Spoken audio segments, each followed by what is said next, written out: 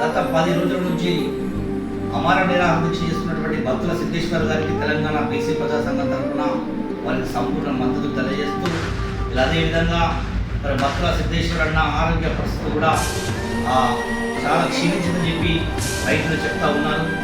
ఇప్పటి వరకు కూడా కాంగ్రెస్ ప్రభుత్వం నుంచి మరి మీరు ఇచ్చినటువంటి ఎన్నికలు మీరు పెట్టినటువంటి అంశమే అది.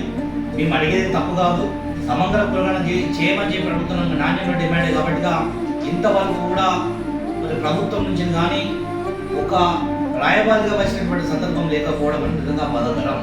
మరి భక్తుల సిద్ధేశ్వర నాకు ఏమైనా కూడా తెలంగాణ ప్రభుత్వం దానికి బాధ్యత వహించాల్సి వస్తుందని చెప్పి సందర్భంగా తెలియజేస్తూ, మరి వెంటనే ప్రభుత్వం నుంచి రాయబారిగా పంపించి స్పష్టమైన హామీ మరి ఉద్యమకారులకు చేస్తున్నటువంటి వారికి హామీ ఇవ్వాల్సిందిగా తెలంగాణ బీసీల పక్షాన నిలబడాల్సిందిగా ప్రభుత్వాన్ని కోరుతా ఉన్నాం.